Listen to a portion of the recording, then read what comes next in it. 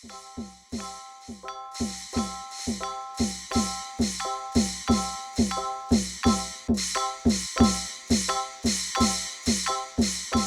ဘာရှိတောင်အာရှဒေသရဲ့မဲတောင်မြစ်ဝှမ်းဒေသမှာမြန်မာနိုင်ငံဟာတမမျှကြတဲ့ရာသီဥတုရှိတဲ့အတွက်စိုက်ပျိုးရေးအခြေပြုနိုင်ငံတစ်ခုဖြစ်ပါတယ်။ရှမ်းပြည်တောင်ပိုင်းမှာတော့လက်ဖက်စိုက်ခင်းများကိုတစ်တောများနဲ့ရောရှက်စိုက်ပျိုးလာခဲ့တာဟာဘိုးဘွားအစဉ်ဆက်ပဲဖြစ်ပါတယ်။မြန်မာပြည်ရဲ့လက်ဖက်တောင်သူများဟာလက်ဖက်အရွက်များခူးချိန်ကနေစပြီးစားသုံးဖို့လက်ဖက်6ဖြစ်တော်၎င်းလက်ဖက်အဆိုဖြစ်တော်၎င်းပြည်စင်တဲ့အထိဇက်တိုက်ပါဝင်သွားတဲ့မြစ်တာတရားဟာနှစ်လိုပွဲရာကောင်းလာပါတယ်။စခူးလို့ရတာကစိုက်ပျိုးပြီး9နှစ်လောက်မှကျွန်တော်ခူးဆွတ်လို့ရတာပေါ့နော်။တက်တန်းနှစ်ပေါင်း300နဲ့900ကြားမှရှိပါတယ်ဗျ။ထော်ပတ်တရက်ကော်ဖီအခြားတီးနှံတွေလည်းအများကြီးပါတဲ့ခါတော့ကျွန်တော်ဒီဟာကကျွန်တော်အခု forest ဖြစ်နေပြီပေါ့နော်ဒီအခု forest ကနေကျွန်တော်ဘယ်ကိုဆက်သွားမလဲဆိုအခုကျွန်တော် another forestry တီးဖြစ်ဖို့အတွက်ကျွန်တော်စူးစမ်းနေပြီပေါ့ဒီကထွက်တဲ့လက်ဖက်ခဲများတော့ကျွန်တော်ဒီပြည်တွင်းကိုရောင်းတယ်တချို့ကိုကျွန်တော်export ပို့တာလည်းရှိတယ်ပေါ့နော်ဒီလက်ဖက်မျိုးစားကအပင်မျိုးကကျွန်တော်အချို6ထွက်တယ်အချို6ဆိုရင်ကျွန်တော်အိန္ဒိယရှိမယ်ဒီဆက်6ခါတော့ကျွန်တော်ဥရောပကိုတွားလို့ရတယ်ပေါ့နော်ဒီ nitrogen fixation ကောင်းတဲ့အပင်တွေပြီးသူ့ကို compost ပေးနေတဲ့အပင်တွေဒီလက်ဖက်ခြံနဲ့ကိုက်ညီနိုင်မဲ့အပင်တွေကိုပေါ့ကျွန်တော်တရားဆိုကျွန်တော်ကဘယ်ပင်တွေကကိုက်ညီတယ်ဆိုကျွန်တော်ကတဘာဝတစ်တော့ဒီဒေတာမှာရှိတဘာဝတစ်တော့ကြည့်မယ်ကြည့်ပြီးတဘာဝတစ်တော့ရရှိလေတဲ့အပင်တွေကျွန်တော်ပြန်ထည့်မယ်ဆိုရင်တဘာဝစီကထွက်တဲ့လက်ဖက်ဖြစ်သွားတာပေါ့နော်အဲ့ဆိုတော့အဲ့မျိုးဆိုရင်ဒီကထွက်တဲ့လက်ဖက်ကိုကျွန်တော်ပို့ပြီးတော့မှဒီထုတ်လုပ်မှုဘက်မှာလည်းအဆင့်မြင့်မယ်ခုစုမှုဘက်မှာလည်းအဆင့်မြင့်လာမယ်ဆိုရင်ကျွန်တော်တို့ကဒီတန်ဖိုးကပုံမြင့်လာမယ်တန်ဖိုးမြင့်ပြီးတော့ဈေးကွက်လည်းပိုရလာမယ်နောက်တစ်ချက်ကအားတာချက်ပါရှိရမှာဆိုမီဒီတွင်းအားစုမှမထည့်ရတဲ့အတွက်ဒီဟာကဒီလက်ဖက်ကပေါက်နေတဲ့ပင်ဒီတဘာဝလိုမျိုးပြန်ဖြစ်လာမယ်နာခံခြင်းအဆင့်ဟာဆိုလို့ရှိရင်လက်ဖက်ရွက်ရဲ့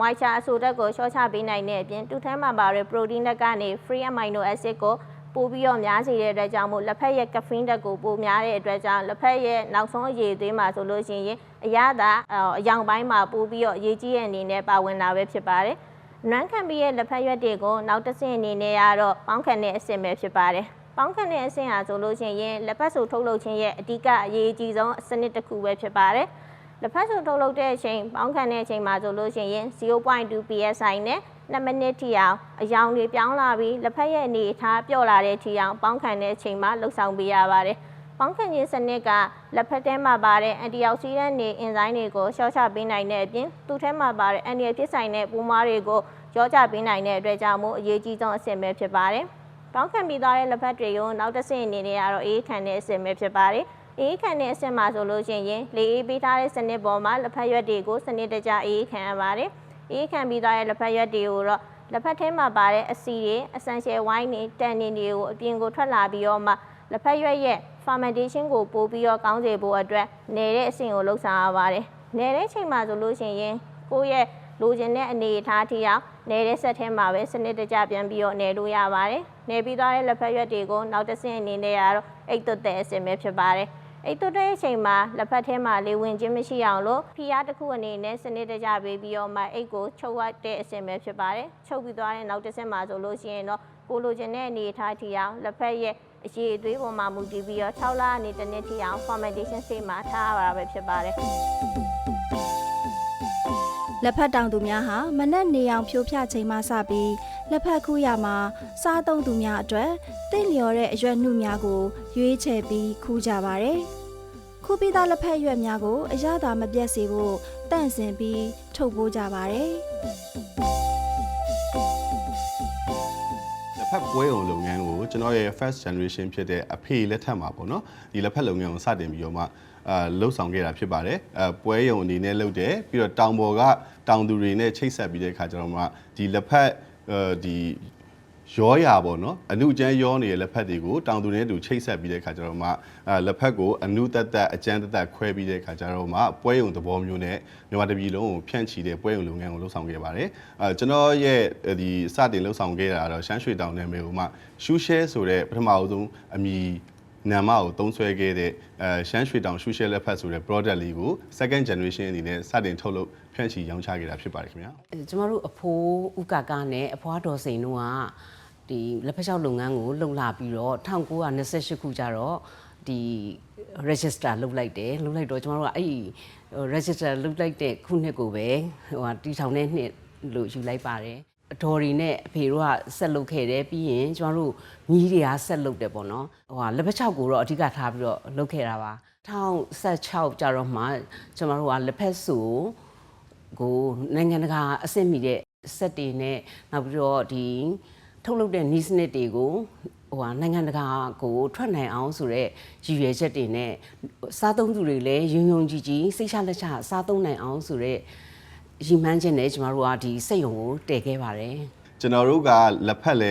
လုပ်ငန်းလည်းလုပ်တယ်မြန်မာလူမျိုးဆိုတော့လက်ဖက်စားရလည်းကြိုက်တယ်အဲ့တော့ချင်းဆက်လက်ဖက်ကိုပေါ့နော်ကိုယ့်အိမ်မှာကိုအမြဲတမ်းမိသားစုတွေစားကြတယ်ပြုတ်လုပ်ပြီးတော့စားကြတယ်လက်ဖက်ကိုထောင်းပြီးတော့စားကြတယ်လက်ဖက်ကိုကြိတ်ပြီးစားကြတယ်ဒီအရွက်လိုက်ကိုလည်းတုပ်စားကြရတာကနေပြီးတော့မှာပေါ့နော်ကျွန်တော်တို့နေ့စဉ်စားနေတဲ့ကျွန်တော်တို့ကြိုက်တဲ့အရာလေးတစ်ခုကိုအများပြည်သူတွေလည်းဒါကိုစားတယ်လို့မျိုးကိုယ်တိုင်အိမ်မှာလှုပ်စားတယ်လို့မျိုးဒီအည်သွေးကောင်းကောင်းလေးကိုစားသိခြင်းနဲ့ဒီ value added တစ်ခုကိုပေါ့နော်ထပ်မှန်ပြီးတော့မှလှုပ်ဆောင်ခြင်းနဲ့စံသားနဲ့ဒီလုပ်ငန်းလေးကိုကျွန်တော်ရဲ့ဒီ generation မှာစတင်လုပ်ကိုင်ခဲ့တာဖြစ်ပါတယ်ကိုစားတယ်လို့အိမ်မှာအရသာကောင်းတဲ့အည်သွေးကောင်းတဲ့ကိုစားခြင်းတယ်လို့မျိုးအရသာကောင်းကောင်းလေးကိုပဲဒီဈေးနှုန်းကလည်း fair ဖြစ်တဲ့ fair price လေးနဲ့ရောင်းချခွင့်ရမယ်ဆိုတာကိုသိလာတဲ့အခါကျတော့ဒီ shoe share ဆိုတဲ့လက်ဖက်လေးကိုထုတ်ဖို့အတွက်လည်းစိတ်အားတက်ခဲ့တာပေါ့နော်ဒါကြောင့်မို့ထုတ်လုပ်ဖြန့်ချီရောင်းချပြခဲ့တာပါခင်ဗျာဟုတ်ကဲ့စက်ရုံကိုရောက်ရှိသွားတဲ့လက်ဖက်များကိုအရေးသွေးပြည့်မီအောင်စီမံကြပါတယ်လက်ဖက်6ဘက်မှာဆိုရင်ကို10မျိုးလောက်ရှိပါတယ်လက်ဖက်အဆူမှာလည်း9မျိုးလောက်ထုတ်ပါတယ်မြန်မာနိုင်ငံအစားအသောက်နဲ့ဆေးဝါးကုကရေးဦးစီးဌာနရဲ့သတ်မှတ်ထားတဲ့စံချိန်စံညွှန်းနဲ့အညီစနစ်တကျတန့်စင်ပေါင်းခံပြီးပြုပြင်ကြပါတယ်မြန်မာစွန့်ဦးတင်ထွင်စီးပွားရေးလုပ်ငန်းရှင်လူငယ်များဟာနိုင်ငံတကာဈေးကွက်များမှာပါဝင်ရောင်းချနိုင်အောင်စ조사ပြုပြင်ထုတ်လုပ်လျက်ရှိပါတယ်။နိုင်ငံတကာပြိုင်ပွဲများမှာဂုဏ်ပြုစုချီးမြှင့်ခံရတဲ့လက်ဖက်တစိမ့်တချို့ကိုလည်းဂုဏ်ယူဖွယ်ရာနဲ့တွေ့ရပါတယ်။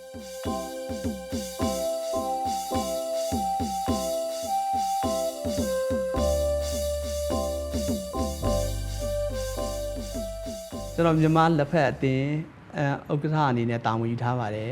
ကျွန်တော်တို့မြန်မာနိုင်ငံရဲ့လက်ဖက်စိုက်ပျိုးမှုကရိုးရာစိုက်ပျိုးမှုစနစ်ရယ်ကျွန်တော်ထုတ်လုပ်မှုမှာလည်းအများအပြည့်ရိုးရာထုတ်လုပ်မှုတွေကိုကျွန်တော်တို့လုပ်ကိုင်နေကြပါတယ်ဒီလိုပဲကျွန်တော်တို့ဈေးကွက်ဖြန့်ဖြူးမှုမှာလည်းဒီရိုးရာဖြန့်ဖြူးရောင်းချမှုကိုပဲအခြေခံလုပ်ကိုင်နေကြပါတယ်အဲ့ဒီမှာကျွန်တော်တို့ဒီနောက်ပိုင်းအဖွဲ့အစည်းတွေ NGO အဖွဲ့အစည်းတွေရဲ့အထောက်ပံ့ကြောင့်ပြီးရင်ကျွန်တော်တို့ရဲ့ပတ်ဝန်းကျင်အသက်ပညာရှင်အသိပညာရှင်တွေရဲ့ကူညီမှုကြောင့်လက်ဖက်ဟာရိုးရာစိုက်ပျိုးမှုကနေမှပိုပြီးတာဝန်ယူမှုရှိတဲ့တာဝန်ခံမှုရှိတဲ့စိုက်ပျိုးမှုစတင်တွေကိုကျွန်တော်တို့ပြောင်းလဲလာတာတွေရှိကြပါတယ်အဲ့ဒီနောက်မှာထုတ်လုပ်မှုမှာလည်းအစားအသောက်ဘေးအန္တရာယ်ကင်းရှင်းအောင်ကျွန်တော်တို့ဒီတန့်ရှင်းတဲ့အစားအသောက်ကုန်များဖြစ်အောင်ပြီးရင်ကျွန်တော်တို့ရဲ့အစားအသောက်ဘေးအန္တရာယ်ဖြစ်စေတဲ့ပါဝင်မှုထိမ့်သိမ်းတဲ့ဒီတချို့chemical သုံးစွဲမှုတွေကိုလည်းထိန်းချုပ်တဲ့စနစ်တွေကျွန်တော်တို့အသင်းအဖွဲ့က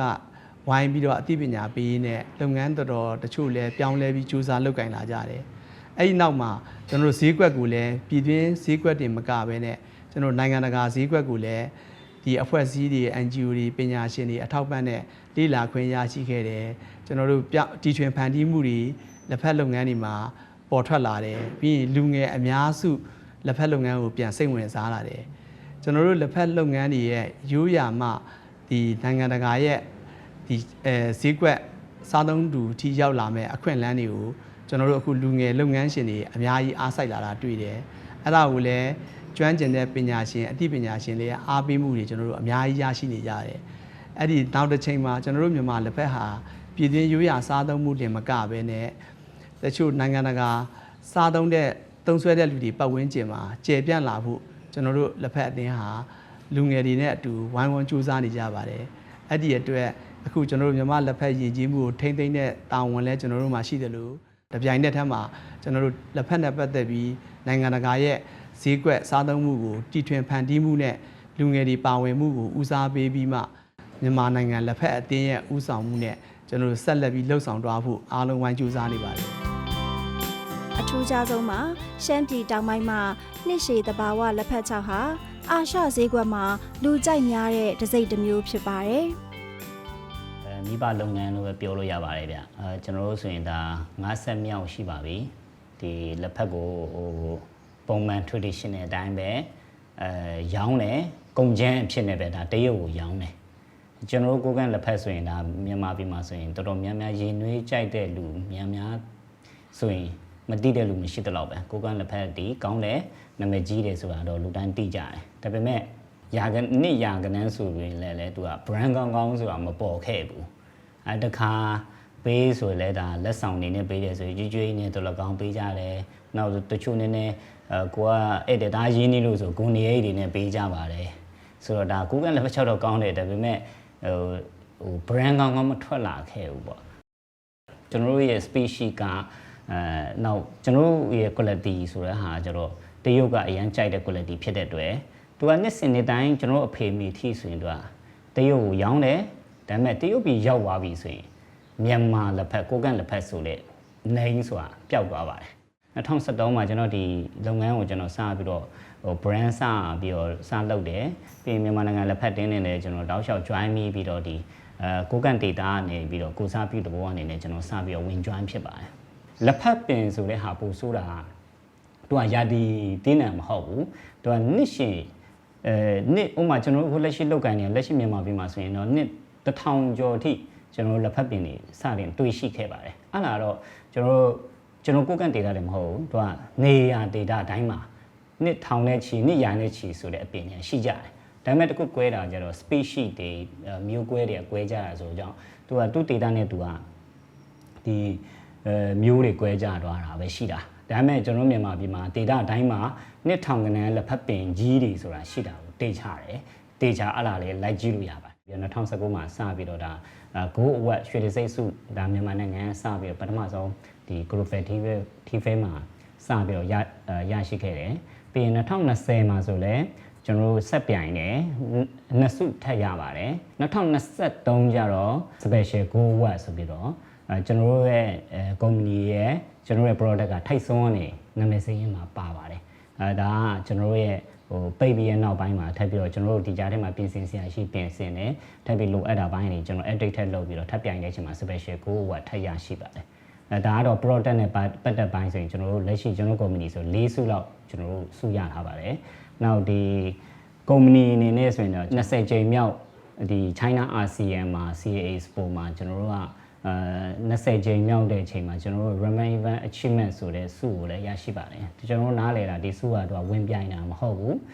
သူတို့ organizer ဘက်ကရွေးချယ်တယ်တနိုင်ငံကိုတ company ပဲပေးပါတယ်အဲ့ဒီ company မှာကျွန်တော်တို့ရသွားပါတယ်နောက်ပြီးတော့21ကြိမ်မြောက် ASEAN CA Expo မှာကျတော့ကျွန်တော်တို့က Saver Award ဆိုပြီးတော့ထပ်ပြီးတော့ product ပြိုင်တဲ့နေရာမှာထပ်ပြီးတော့တဆုထပ်ရပါတယ်ကျွန်တော်တို့ရဲ့ product ထဲမှာဆိုရင်ကျွန်တော်တို့က premium quality နဲ့regular quality ဆိုပြီးတော့ကျွန်တော်တို့နှစ်မျိုးခွဲလိုက်ပါတယ်နောက်တစ်ချက်ကျွန်တော်တို့မြန်မာပြည်မှာရင်နွေးတော့ဒီအရန်တောက်တယ်ဒါပေမဲ့ကျွန်တော်တို့မြန်မာပြည်ကကျတော့သူ့ကိုဒီသေးအရန်မလုပ်ဘူးနောက်ဒီသူ့ရဲ့ကာချာကပျောက်ဆုံးနေတယ်လို့ကျွန်တော်မြင်တယ်တစ်ဖက်မှာလည်းသူ့ရဲ့ကာချာရဆိုရင်လည်းဒါဝိုင်တို့ဘာလို့ထဲတော့အများကြီးနှစ်ရှိကြတာဖြစ်တဲ့အတွက်ဒီသူပစ္စည်းနဲ့သူတေချာတောက်တယ်ဆိုရင်တော့အရန်ကိုဆေးဖြစ်ပါတယ်ဆိုတော့ဒါကတကယ်တမ်းကောင်းတောက်တယ်စနစ်တကျကျွန်တော် brand အစားအတိအကျချိန်တယ်နောက်ဖြော်တဲ့ဟာလည်းဘယ်နှစက္ကန့်ဆိုတာလည်းအတိအကျရှိတယ်ဖြစ်တဲ့အတွက်တောက်တဲ့စိတ်မတောက်တဲ့ဘေးဆိုတဲ့စကားပြန်သွားရင်ဥမာတောက်တက်လို့ရှိရင်သူကဈေးဖြစ်သွားပါတယ်သူများကဒါသူ့ဆရာအကောင်းဆုံးဆိုတာကိုယ့်အတွက်ကောင်းချင်မှကောင်းတာပေါ့အဲ့လိုမျိုးတော့ရွေးချယ်တတ်ဖို့လိုတယ်နောက်တောက်တုံးတဲ့စနစ်မှန်ကန်ဖို့ကအရေးကြီးဆုံးပေါ့တချို့စက်ရုံများကစားသုံးသူများအစင်းသင့်စားသုံးနိုင်ရန်ပြုပြင်ပြီးချိုတာသောဈေးနှုန်းနဲ့အသင့်စားအထုပ်များဖြစ်ထုတ်ပိုးပြီးမြန်မာနိုင်ငံတဝန်းလုံးကိုဖြန့်ချိပါတယ်လက်ဖက်စားသုံးမှုရဲ့ညနိုးဝရာဓလေ့ကတော့အမဲမျိုးစုံပါဝင်မှုနဲ့အရသာအဆက်အဟတ်တဲမှုလိုပဲဖြစ်ပါတယ်ပြည်တွင်းလက်လီလက်ကားဖြန့်ချီတဲ့ဆိုင်တွေဟာရှမ်းပြည်ကနေလာတဲ့လက်ဖက်များကိုမြန်မာနိုင်ငံပြည်နယ်နဲ့တိုင်းသီးသီးရဲ့ထုတ်ကုန်များဖြစ်တဲ့ပဲစီမြေပဲနှမ်းပဇွန်ကြောက်ပဲချမ်းကျော်ငရုတ်သီးဂေါ်ဘီ ခရမ်းကျင်သည်ကြက်သွန်ဖြူစတာတွေနဲ့တွဲဖက်ပြီးရောင်းချကြပါတယ်။မန္တလေးမြို့ဟာလက်ဖက်အဆိုကိုကိုယ်တိုင်စမ်းသက်စားသုံးရွေးချယ်ဝယ်ယူနိုင်ဖို့စီစဉ်ထားကြပါတယ်။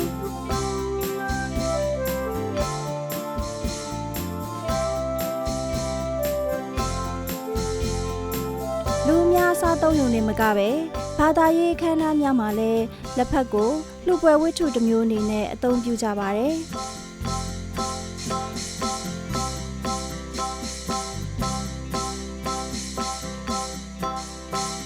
လက်ဖက်ဆိုကိုအရသာမျိုးမျိုးထွက်အောင်စီမံတက်တာဟာမြန်မာလူမျိုးတို့ရဲ့စားသုံးမှုအမှုပညာတစ်ခုပဲဖြစ်ပါတယ်။မြန်မာလက်ဖက်စားသုံးမှုအလေးအကျင့်မှာမျိုးရိုးစင်ဆက်အလိုက်လက်ဆင့်ကမ်းလာတဲ့ဓလေ့ထုံးစံပဲဖြစ်ပါတယ်။လူမျိုးဘာသာမရွေးနေရာမရွေးအချိန်မရွေးစားသုံးနိုင်တဲ့စားပွဲတစ်ခုပဲဖြစ်ပါတယ်။ရိုးရာစားတောက်ဖွယ်ရာအနေနဲ့လည်းမိတ်ဆွေများအကြားမိတ်ဖြစ်ဆွေဖြစ်ဧည့်ခံကျွေးမွေးလေးရှိပါတယ်။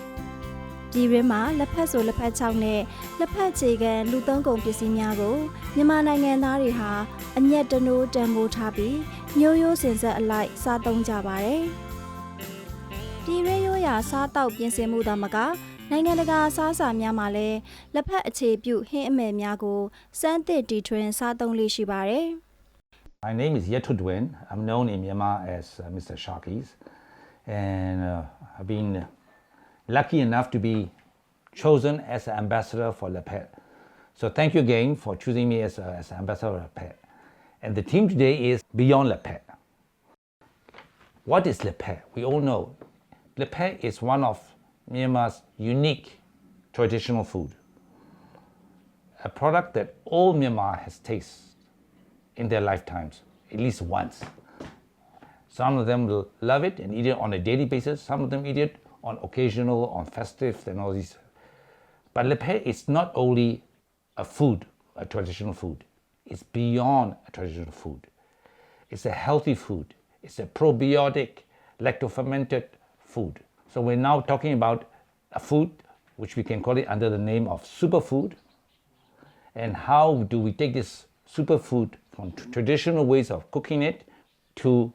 globalization, international markets? And my job here is to try to promote this Lepet as an international global food. To change from local to global, we must see the global audience who are going to accept Lepet.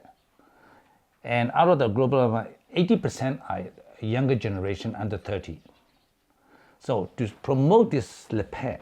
to this demographic population under 30, 35, we have to modernize the way we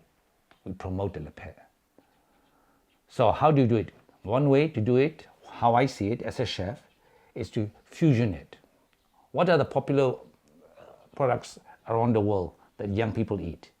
For example, spaghetti. Every young people eat spaghetti. So how do we use Lepet in the spaghetti dishes as a hidden product and to promote that spaghetti to another level? First things first. What we do, first of all, is going to use olive oil. We'll put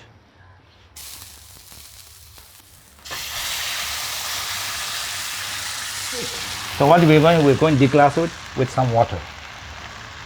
Okay? At the same time, we put the pasta inside. 7 minutes. We let it cook slowly. A little bit of sea salt from Laputa. And then we're going to put Lepet. The main ingredient or hidden ingredient that to make tomato sauce. Wow!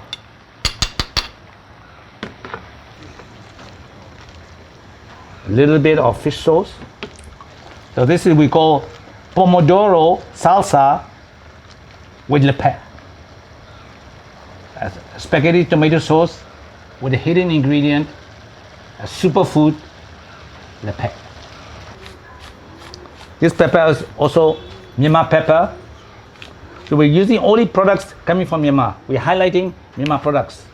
beside the Lepet. Also cheese made in Myanmar. Mondor cheese, dry aged for 3 months. We're going to grate it and we're going to put the Lepet into the sauce will come out.